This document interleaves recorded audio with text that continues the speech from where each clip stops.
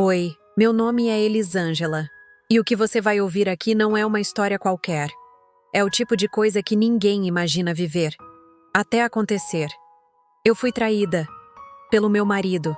E pela minha própria mãe. Se isso já te arrepiou só de ouvir, se inscreve no canal agora, porque o que vem a seguir é forte. Não é sobre vingança. É sobre o que sobra quando a confiança acaba. E o que a gente faz com isso. Me chamo Elisângela Freitas Ramos. Tenho 40 anos. E por muito tempo, se alguém me perguntasse quem era meu maior exemplo na vida, eu dizia sem piscar. Minha mãe. Dona Helena era a mulher mais respeitada do bairro onde eu cresci, no subúrbio de Belford Roxo, no Rio de Janeiro.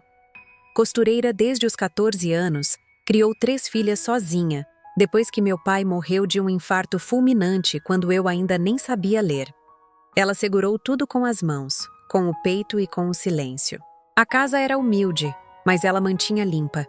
Tinha orgulho dos panos de prato bordados à mão, da cortina de crochê que ela mesma fez, da comida simples com gosto de comida de mãe. E era assim que eu via ela, como alguém que nunca deixou faltar o básico e nunca permitiu que a vida nos engolisse de vez. Na escola, quando perguntavam sobre o que você quer ser quando crescer, eu respondia: quero ser igual à minha mãe. Ela me ensinou a costurar antes dos 10. Foi ela quem me defendeu de um professor que me perseguia.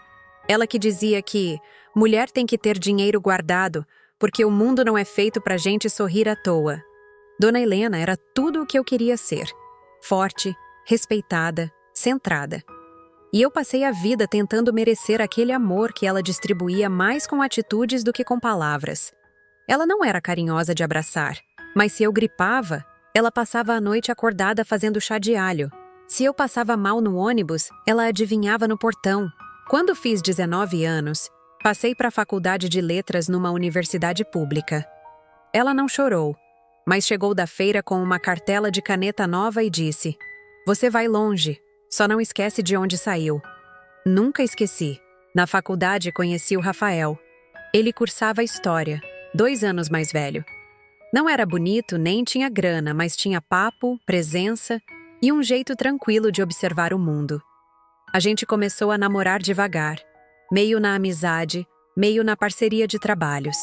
Quando levei ele lá em casa a primeira vez, minha mãe não falou muito, mas depois me puxou no canto e disse: ele olha pra você diferente, isso é raro. Foi a única vez que ela elogiou um homem na minha frente.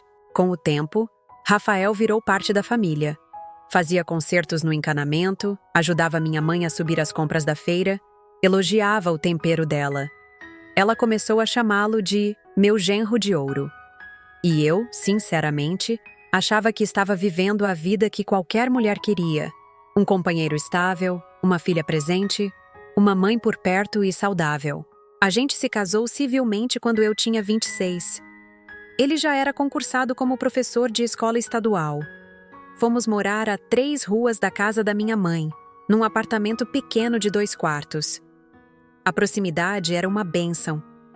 Se eu atrasava no trabalho, ela buscava minha filha. Se o gás acabava, ela emprestava o fogão elétrico. E nos domingos, era sagrado. Almoço na casa dela. Passaram-se os anos. Minha filha cresceu, minha vida parecia estável. Eu dava aula, cuidava da casa, mantinha a rotina. Minha mãe continuava ativa, costurando, ajudando no que podia.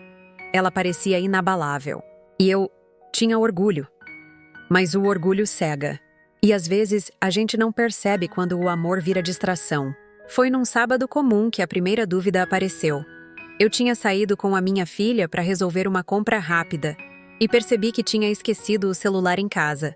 Voltei sozinha, sem fazer barulho. O Rafael achava que eu ia demorar. Usei a chave, entrei devagar e notei que a sala estava em silêncio. A televisão desligada, nenhuma luz acesa. Foi aí que eu ouvi.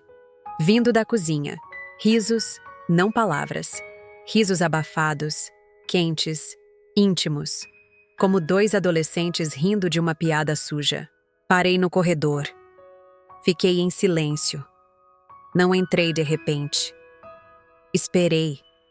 Escutei o barulho de uma xícara sendo colocada na pia e os passos voltando para o sofá. Só então entrei. Eles estavam sentados, tranquilos, com 2 xícaras de café já quase vazias. Minha mãe disse que passou para deixar um bolo de aipim. Rafael disse que ela estava contando uma história engraçada da juventude. Mas alguma coisa estava fora do lugar. E eu senti, mas ainda não queria acreditar. Depois daquele sábado, a minha cabeça não foi mais a mesma. Comecei a reparar em coisas que antes passavam despercebidas. O tempo que minha mãe ficava sozinha com o Rafael quando eu saía. O jeito como os dois se cutucavam em piadas. A frequência com que ela aparecia sem avisar, só quando eu não estava. E, principalmente, os silêncios entre eles quando eu chegava. Mas não tinha prova, nada concreto. Só a sensação amarga de que algo havia se deslocado da posição certa. Durante um mês, vivi em estado de vigília. Trabalhava, cuidava da minha filha, dava aula, mas meu corpo estava em piloto automático. Meu pensamento estava lá, rondando aqueles dois, esperando que algum deslize viesse me entregar uma verdade que eu ainda não sabia se queria descobrir. E então veio o aniversário da minha mãe. Ela nunca gostou de festas grandes, então decidimos fazer só um jantar em casa, entre nós. Comprei um bolo simples, fiz a comida preferida dela, estrogonofe com batata palha caseira, e chamei minha irmã do meio, que morava em outro bairro. Foi uma noite aparentemente normal. Minha mãe chegou mais arrumada que o habitual. Rafael elogiou o cabelo dela. Ela disse que era um truque novo de volume e deu uma risada baixa que ele acompanhou. Eu estava do lado, ouvindo, sentindo um arrepio estranho, como se a minha presença estivesse sobrando. Na hora dos parabéns, minha irmã foi quem tirou a foto. Eu, minha mãe, Rafael e minha filha. Na imagem, todo mundo sorrindo. Mas quando olhei a foto de novo, dias depois, percebi a mão do Rafael tocando levemente a cintura da minha mãe. Sutil, discreta. Mas para mim, gritou como um soco. Não falei nada. Não briguei. Apenas comecei a mudar por dentro. Comprei um segundo celular. Despretensioso, antigo. Instalei um gravador automático e deixei escondido em cima da estante da sala, dentro de uma caixa de remédios antigos. Todo final de semana, quando minha mãe aparecia, eu ativava. Na segunda semana de gravação, escutei o suficiente.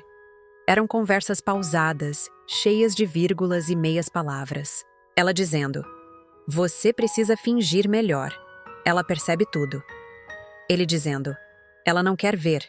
Tem medo da verdade." Tive náuseas. Parei de comer por 2 dias, mas ainda assim, continuei ouvindo. Em uma das gravações, ouvi ela perguntando se ele ia passar a noite com ela ou com a esposa. Ele riu. Disse que, com sorte, podia ser com as duas. Não chorei. Não gritei. Naquela altura, eu estava vazia demais até para desabar. Voltar para casa depois de ouvir aquilo foi como entrar num teatro podre. Tudo parecia o mesmo. A mesa, os talheres, as fotos na estante. Mas eu já sabia. Aquele cenário era de uma peça onde eu não era a protagonista. Era a idiota. Passei a dormir em pedaços. Demorei semanas para decidir o que fazer. Não era só sobre separação. Não era só sobre traição. Era sobre perder 2 pessoas ao mesmo tempo. E o pior, uma delas era minha mãe. A mulher que eu defendia, elogiava, imitava. A mulher que me ensinou a ser dura tinha me apunhalado com a faca que ela mesma afiou. Não contei para ninguém. Não falei com minha irmã. Não pedi conselhos. Eu precisava entender o que queria fazer. Porque naquele momento, eu não queria justiça. Eu queria preservação. Foi então que decidi fazer do meu silêncio uma arma. Comecei a mudar a rotina. Saía mais cedo, voltava mais tarde, parava de responder mensagens rapidamente, deixava o jantar dele esfriar. Passei a sorrir menos, a servir menos, e só observava. Minha mãe percebeu primeiro. Perguntou se eu estava doente. Disse que eu estava ficando distante. Eu respondi: "Tô me reorganizando." Ela sorriu, disfarçou, mas eu vi o desconforto escorrendo pelos cantos da boca dela. Na semana seguinte, Rafael disse que achava que eu precisava conversar com alguém. Sugeriu que fôssemos ao terapeuta. A cara de pau me atingiu como uma pedra. Mas eu sorri e disse que já estava me cuidando. Nesse meio tempo, fui procurar uma advogada. Disse que queria entender os trâmites de uma separação. Falei de forma neutra, sem revelar a traição. A profissional, discreta, explicou tudo. Guarda da criança, divisão de bens, pensão. E então, planejei a saída. Mas não como cena dramática. Não como filme. Eu queria sair com a mesma elegância com que entrei naquela família. Porque quem destruiu tudo foram eles. Eu só ia fechar a porta. Naquela semana, fiz tudo como sempre. Arrumei a casa, levei minha filha na escola, fiz almoço e reservei uma tarde para assinar os papéis com a advogada. Não avisei ninguém, não chorei. Assinei com a mesma firmeza com que dei meu primeiro passo fora daquela casa. Eu sabia que ele não aceitaria fácil, mas também sabia que, legalmente, eu já estava protegida. A conversa final aconteceu 2 dias depois, numa sexta-feira. Rafael chegou do trabalho e eu estava sentada à mesa com um envelope. Dentro, os papéis da separação, a gravação impressa em transcrição e a chave do apartamento. Ele sentou. Tentou disfarçar. Pedi que lesse com calma. Não houve gritaria. Não houve escândalo. Ele leu, empalideceu. Perguntou: "Você já sabia há quanto tempo?" Respondi com outra pergunta. "Você conseguiria dormir do lado de alguém que traiu você com a própria mãe, fingindo que nada está acontecendo?" Ele não respondeu. Só abaixou a cabeça. Disse que era um erro, que se perdeu, que a relação deles não tinha começado com intenção. Típico. Eu me levantei, peguei minha bolsa e fui embora com minha filha. Fui morar num apartamento alugado em Nova Iguaçu, perto do trabalho. Pequeno, simples, mas com cheiro de recomeço. Minha mãe? Tentei encontrar um momento para encarar. Não consegui. Ela me ligou, várias vezes. Mandou mensagem. Mandou recado por minha irmã. Queria explicar. Mas explicar o quê? Como alguém atravessa a vida de uma filha e dorme com o homem dela? Não respondi. A última mensagem que ela mandou dizia: "Você vai me odiar para sempre?" Eu só apaguei. Não por ódio, mas porque a resposta já não importava mais. Passei por meses duros.